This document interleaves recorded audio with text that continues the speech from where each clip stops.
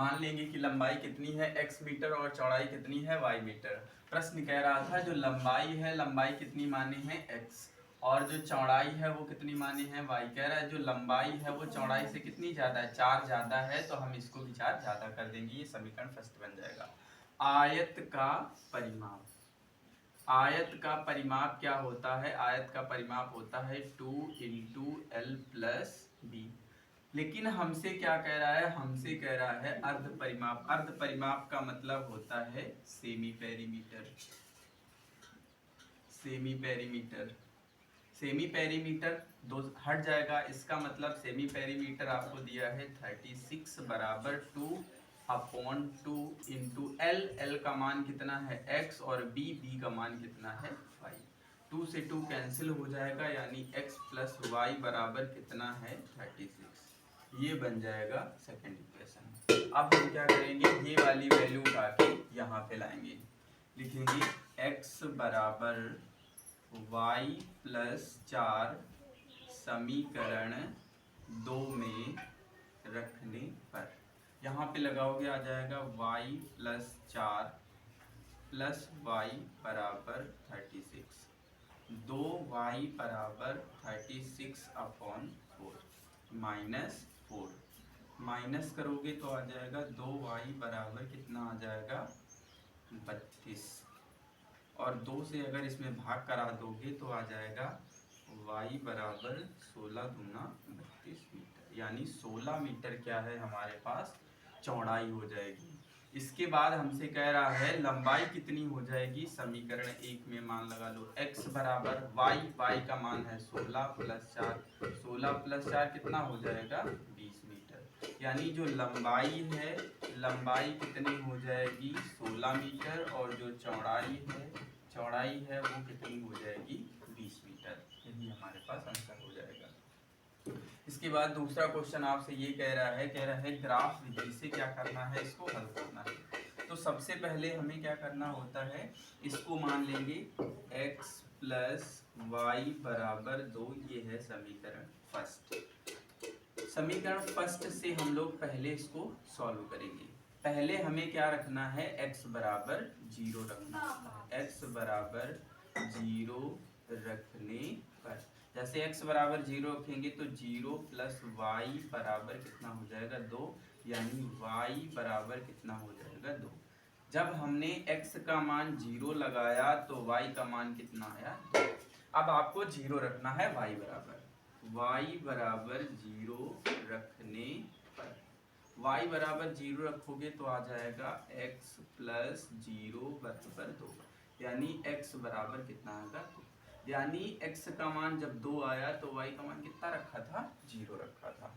अब जैसे समीकरण 1 में हमने किया है, सेम इसी प्रकार से समीकरण 2 में करना है। समीकरण 2 से, समीकरण 2 से ये है समीकरण 2, 2x माइनस वाई बराबर 1।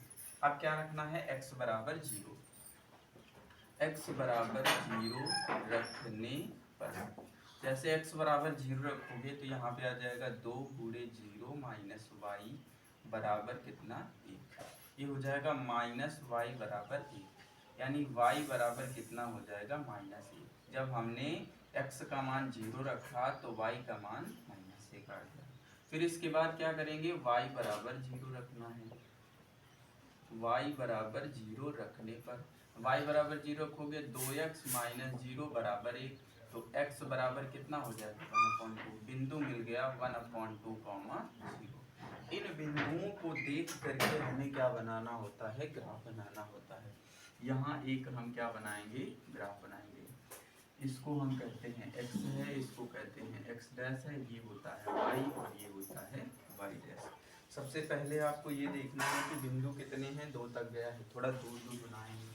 ये होता है 0, ये होता है +1, ये होता है +2, और ये होता है 1, ये होता है 2, ये होता है -1, ये होता है -2, ये होता है -1, ये होता है -2। ठीक है, सबसे पहले हमें कितना जाना है 0,2। x में 0 कहीं भी जाना हो, x में y में 0 हमेशा यही रहेगा। x में 0 जाना है वहीं रहेंगे, y में 2 जाना है, y में 2 आपको किधर मिलेगा, ऊपर मिलेगा। यानी इस बिंदु को हम क्या कहेंगे, इस बिंदु का नाम है हमारे पास 0,2। फिर इसके बाद 2,0 x का मान 2 जाना है, x का मान 2 कहाँ मिलेगा, यहाँ मिलेगा, और y का मान 0 यहाँ मिलेगा। यानी इस बिंदु को हम क्या कहेंगे, 2,0 है। फिर इसके बाद और इसको हम मिला देंगे, इसको हमने मिला दिया। फिर इसके बाद समीकरण 2 में आएंगे, कह रहा है x का मान 0 जाना है, y का मान -1। x का मान 0 यही मिलेगा, y का मान -1 इधर मिलेगा। इस बिंदु को हम क्या कहेंगे, ये है 0,। फिर इसके बाद हम क्या करेंगे, x का मान 1/2, y का मान 0। x का मान 1/2 का मतलब है आधा, आधा कहाँ, 1 से भी आधा, मतलब इसको हम कह सकते हैं 1/2,0। इस बिंदु से होते हुए ऐसे एक रेखा खींचेंगे, ये रेखा खींच देंगे, ये रेखा जो है ये दूसरा समीकरण है। अब हमसे कह रहा है, अब ये रेखाएं जो हैं कहाँ पर प्रतिच्छेद करेंगी, तो ये इस बिंदु पर हमारे पास क्या कर रही हैं, प्रतिच्छेद कर रही हैं। इस बिंदु में जो निकल के आएगा x, y, इसको हम क्या कहते हैं, प्रतिच्छेद बिंदु, प्रतिच्छेद बिंदु। ठीक है, ये आपका हो गया ग्राफ मेथड से। फिर इसमें क्वेश्चन नंबर 3 कह रहा है, प्रत्येक में आपको क्या बताना है, अद्वितीय या फिर कोई हल नहीं या फिर अनंत हल, तीनों कंडीशनों में वेरीफाई करना है, और वेरीफाई करने के बाद आपको बताना है कि क्या है। सबसे पहले हम इसको उठाएंगे, ठीक है, उठा रहे हैं 2x + 3y, इसको इधर लाओगे -7 = 0। फिर ये आ जाएगा 6x + 5y -13 और बराबर कितना हो जाएगा, 0। ये समीकरण 1 है और ये समीकरण 2 है। इनकी क्या करा देंगे, तुलना कराएंगे, ax + a1x + b1y + c1 = 0 and a2x + b2y + c2 = 0 से क्या करा दोगे, तुलना करा दोगे।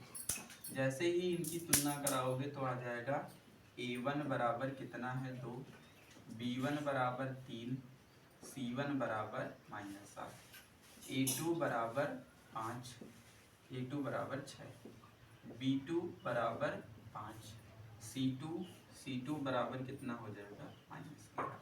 अब मान हम किस में रखना होता है, a1/a2 बराबर b1/b2 बराबर c1/c2। मान लगाओ, a1/a2 का मान है 2/6, b1/b2 का मान है 3/5, c1/c2 का मान है -7/-11। इसको काटोगे तो आ जाएगा 1/3, फिर ये आ जाएगा 3/5, फिर ये आ जाएगा 7/13। क्या तीनों बराबर हैं, कोई बराबर नहीं है। और जब कोई बराबर नहीं होता है तो हम क्या कहते हैं, अद्वितीय हल है कि कोई हल नहीं है कि अनंत हल है। अनंत हल होने के लिए तीनों बराबर होना चाहिए, कोई हल ना होने के लिए एक बराबर नहीं होना चाहिए, अद्वितीय हल होने के लिए कोई बराबर नहीं होता है। अर्थात हम इसको कह सकते हैं कि ये क्या है, अद्वितीय हल है, अद्वितीय हल है। यानी इसी को हम क्या कहते हैं, यूनिक सॉल्यूशन। इसमें आ जाएंगे, इसको बराबर करने की कोशिश मत करना कि हम पहले इसके हर बराबर कर लें, हर बराबर नहीं करना है, ऐसे ही रहने देना है। इसको इधर उठा लो बस, क्या आ जाएगा 4x + 7y -10 = 0। ये बन गया समीकरण 1।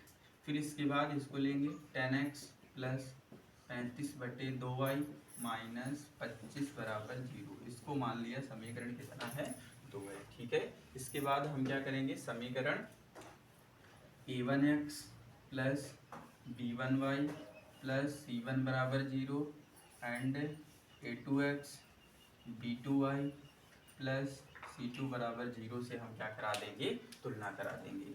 जैसे ही तुलना कराओगे, a1 बराबर कितना होगा, 4, b1 बराबर 7, c1 बराबर -10, a2 बराबर 10, b2 बराबर 35/2, C2 बराबर माइनस का 25।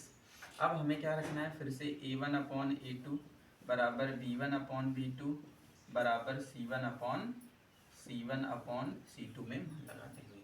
A1 की वैल्यू 4/10, B1 की वैल्यू 7 और ये वाली फ्रैक्शन पूरी नहीं है तो 1 मान लेंगे, और ये आ जाएगा 35/2 बराबर क्या आ जाएगा -10/-25।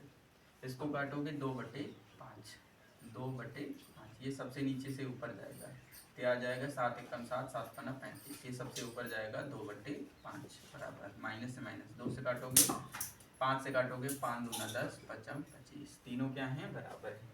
अगर हमारे पास तीनों स्थितियां क्या हैं, बराबर हैं, तीनों स्थितियां बराबर हैं, इसका मतलब क्या हमने बताया था आपको, अनंत सॉल्यूशन है, अनंत हल।